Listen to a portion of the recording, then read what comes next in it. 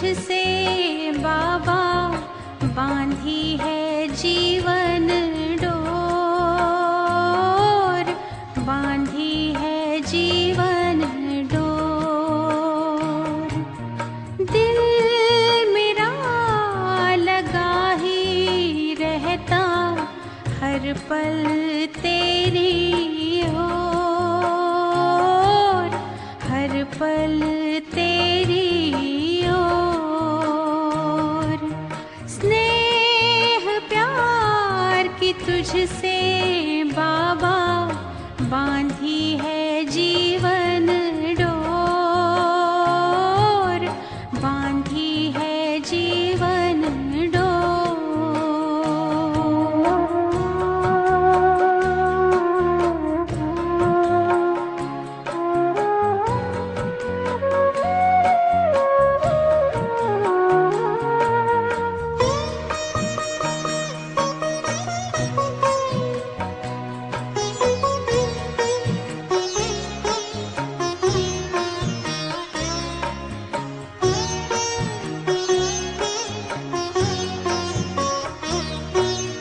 नैनों के दर्पण में बाबा तुझको सदा ही देखूं। क्या से क्या बनाते हो हर पल यही मैं सोचूं, हर पल यही मैं सोचूं। मन आंगन में अब तो बाबा, मन आंगन में अब तो बाबा खुशियों के नाचे मोर, खुशियों के नाचे मोर। स्नेह प्यार की तुझसे बाबा बांधी है जीवन डोर, बांधी है जीवन डोर।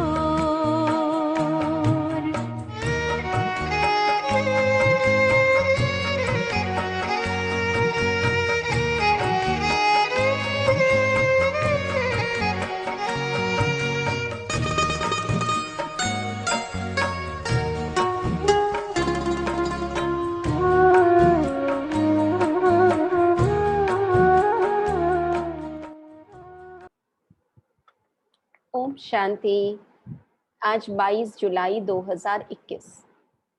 बाबा के महावाक्य हैं, मीठे बच्चे, वृक्षपति बाप ने तुम बच्चों पर बृहस्पति की दशा बिठाई है। अभी तुम अविनाशी सुख की दुनिया में जा रहे हो। प्रश्न, अविनाशी बृहस्पति की दशा किन बच्चों पर बैठती, उनकी निशानी क्या होगी? उत्तर, जो बच्चे जीते जी देह के सब संबंधों को त्याग अपने को आत्मा निश्चय करते, ऐसे निश्चय आत्मिक बुद्धि वाले बच्चों पर बृहस्पति की दशा बैठती है।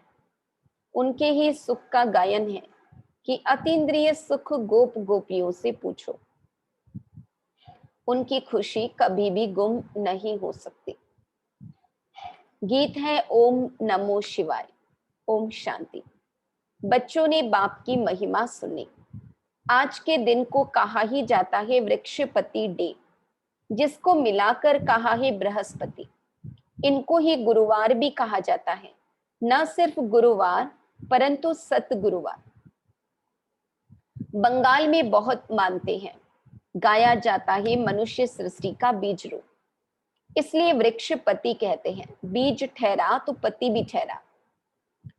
वृक्ष के बीज को बाप भी कहेंगे। उनसे वृक्ष उत्पन्न होता है। यह ही मनुष्य सृष्टि रूपी झाड़, इनका बीज ऊपर में है।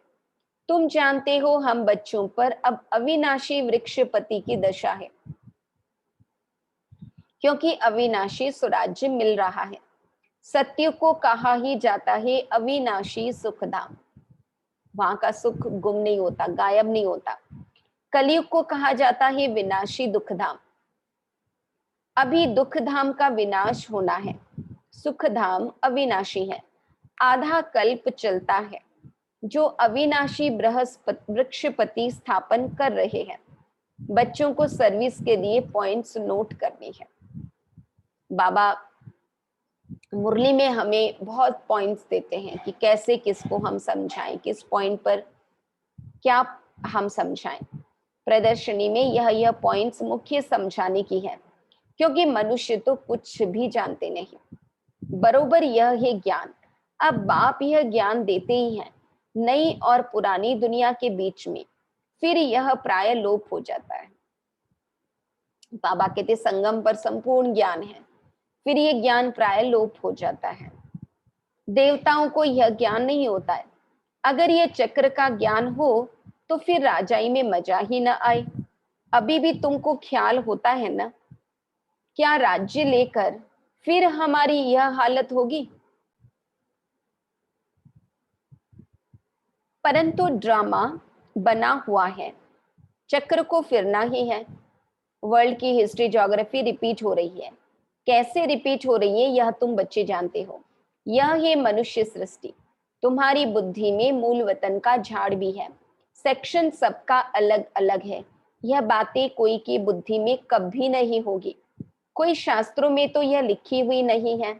हम आत्मा असुल शांति धाम की रहवासी हैं, अविनाशी हैं, कब विनाश को नहीं पाते।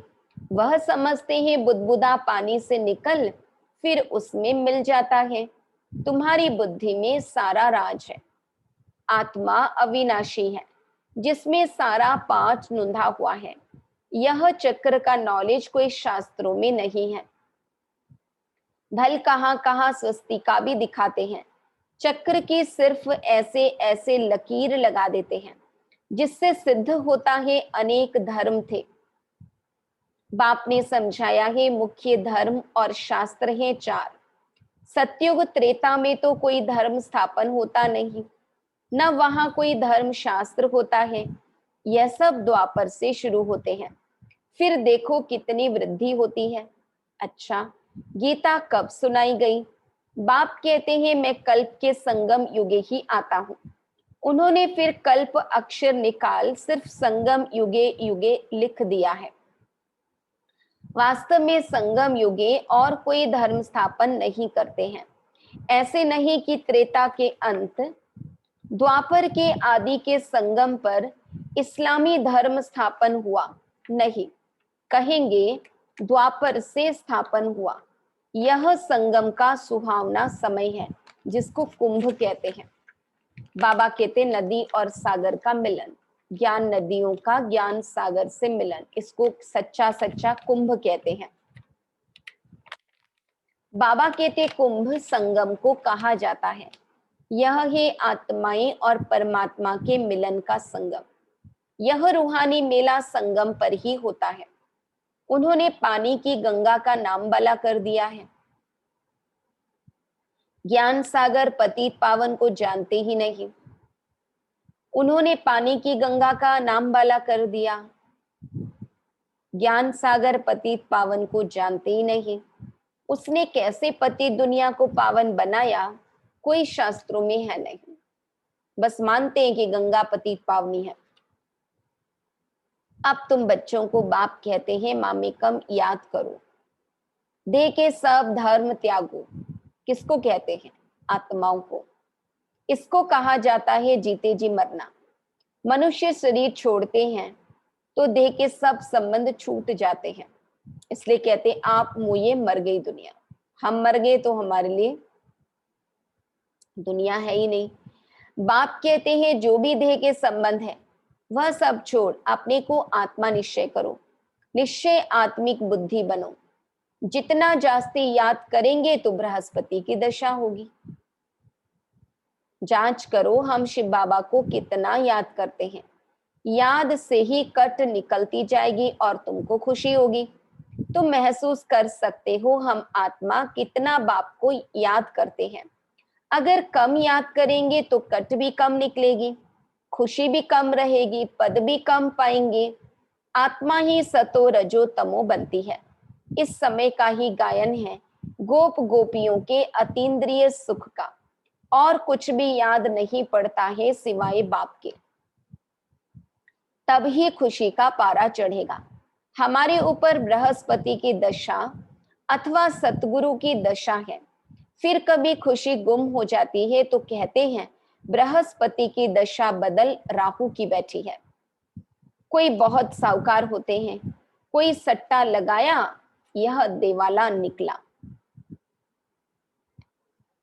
बाबा कहते राहु की दशा होती है तो कुछ ना कुछ नुकसान होता रहता है। भारत में ही जब ग्रहण लगता है तो कहते हैं ना, दे दान तो छुटे ग्रहण। तुम्हारा देवी देवता धर्म भी 16 कला संपूर्ण था, उनको ग्रहण लगा हुआ है। बाबा कहते जो सबसे ऊंचा धर्म है, उसी धर्म वालों को भी ग्रहण लगा हुआ है। राहु की दशा बैठती है, इसलिए देवताओं के आगे जाकर गाते हैं, आप सर्वगुण संपन्न 16 कला संपूर्ण, और खुद के लिए क्या गाएंगे, हम पापी कपटी हैं। अभी तुम समझते हो राहु का ग्रहण लगने से सब काले बन गए हैं, चंद्रमा की पिछाड़ी में लकीर जाकर रहती है। बाप भी समझाते हैं तुम देवी देवताओं के भी चित्र हैं। गीता ही आदि सनातन देवी देवता धर्म का शास्त्र है, परंतु यह अपने धर्म को नहीं जानते हैं। रिलीजियस हेड्स की कॉन्फ्रेंस करते हैं, तुम वहां भी समझा सकते हो ईश्वर सर्वव्यापी तो है नहीं, वह तो बेहद का बाप है। बच्चों को आकर वर्षा देते हैं, साधु संत आदि को तो वर्षा मिलता नहीं, तो मानेंगे कैसे। तुम बच्चों को ही वर्षा मिलता है। मुख्य बात है ही यह सिद्ध करने की कि ईश्वर सर्वव्यापी नहीं है। शिव जयंती होती है, शिव जयंती कहो अथवा रुद्र जयंती कहो, रुद्र यह ज्ञान यज्ञ रचते हैं, है तो शिव। बाबा कहते शिव रुद्र उन्हीं के नाम है। वही गीता ज्ञान यज्ञ है जिससे विनाश ज्वाला प्रज्वलित हुई है। प्रैक्टिकल में तुम देखते हो कैसे निराकार बाबा ने रुद्र ज्ञान यज्ञ रचा है, साकार तो कुछ कर न सके। यह बेहद का यज्ञ है, इनमें सारी पुरानी दुनिया स्वाहा होनी है, बाकी तो वह सब है जिस्मानी यज्ञ। कितना रात दिन का फर्क है मटेरियल यज्ञ में और बाबा के द्वारा स्थापित यज्ञ में। बाप कहते हैं यह रुद्र ज्ञान यज्ञ है, विनाश भी होना है। तुम जब पास हो जाएंगे, पूरा योगी और ज्ञानी बन जाएंगे, तो फिर तुम्हारे लिए नई दुनिया स्वर्ग चाहिए, नरक का जरूर विनाश चाहिए।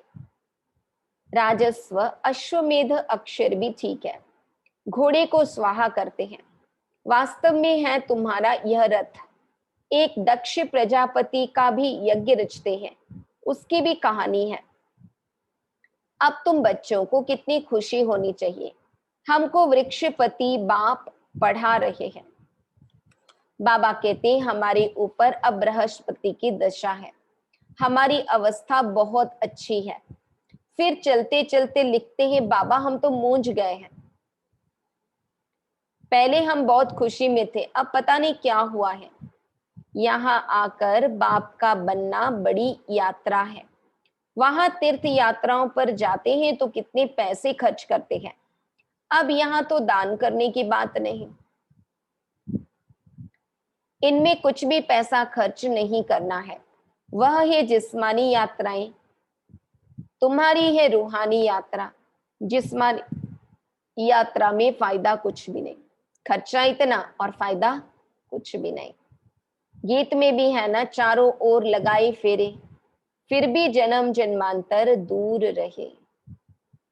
अभी तुम समझते हो कितनी ढेर यात्राएं की होंगी 63 जन्मों में, द्वापर से लेकर कहां न कहां मनुष्य जाते जरूर हैं।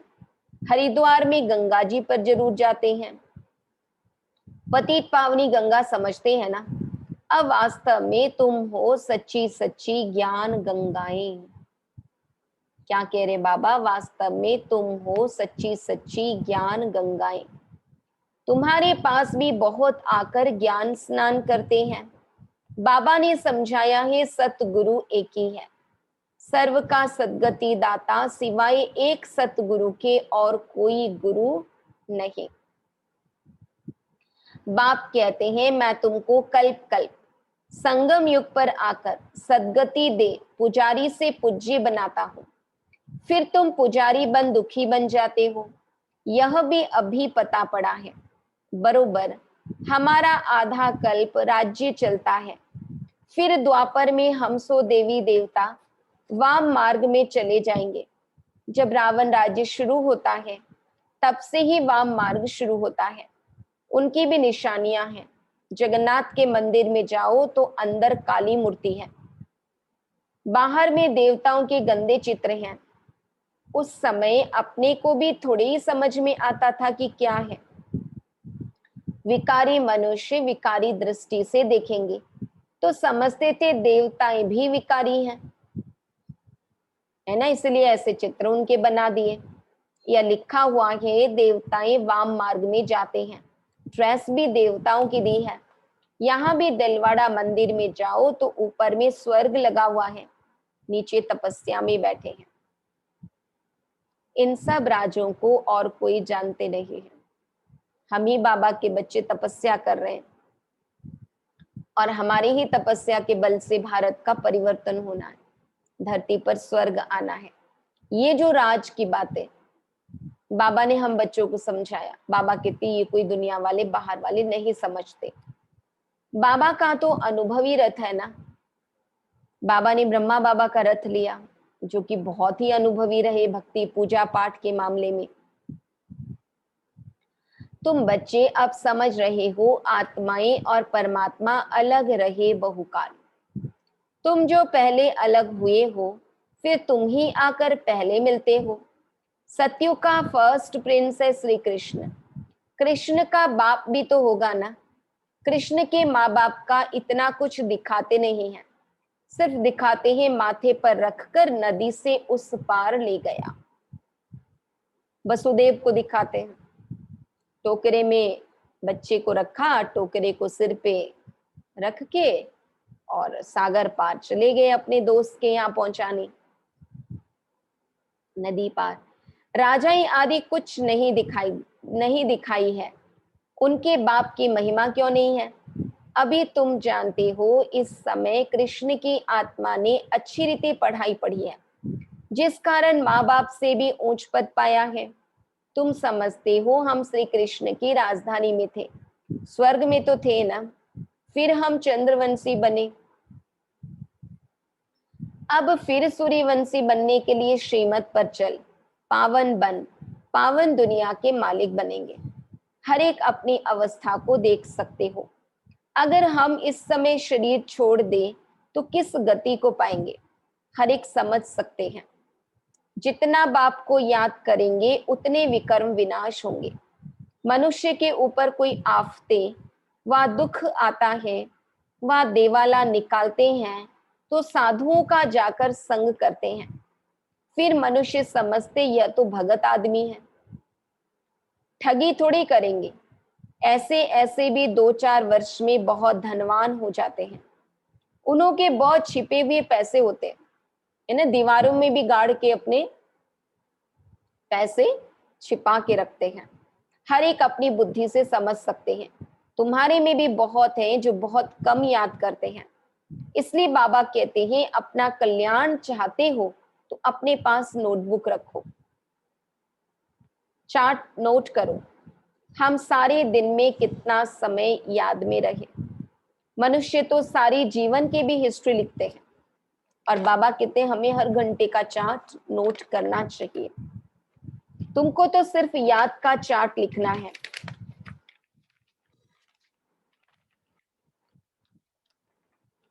अपनी ही उन्नति है। बाबा को याद नहीं करेंगे तो उच्च पद पा नहीं सकेंगे। विकर्म विनाशी नहीं होंगे तो उच्च पद कैसे पाएंगे? फिर सजाएं खानी पड़ेंगी। मोचरा जो नहीं खाएंगे तो पद अच्छा मिलेगा। मोचरा खाकर फिर कुछ थोड़ा बहुत पद पाना वह क्या काम का? धर्मराज का मोचरा न खाए, बेइज्जती न हो, यह पुरुषार्थ करना है। तुम देखते हो शिव बाबा बैठा रहता है, फिर धर्मराज भी है, तुमको सब साक्षात्कार कराते हैं, तुमने यह किया था, याद है, अब खाओ सजा। फिर उसी समय सजाएं उतनी ही खाते हैं जितनी जन्म जन्मांतर खाते हैं। पिछाड़ी में थोड़ा रोटी टुक्कड़ मिला, उससे क्या फायदा, मोचरा तो नहीं खाना चाहिए। अपनी अवस्था की जांच करनी है। जैसे पोता मेल निकालते हैं, कोई 6 मास का, कोई 12 मास का, है ना। व्यापारी जो होते हैं हिसाब निकालते हैं, खर्चा कितना हुआ, आमदनी कितनी हुई। कोई तो रोज का भी निकालते हैं। बाप कहते हैं तुम भी व्यापारी हो।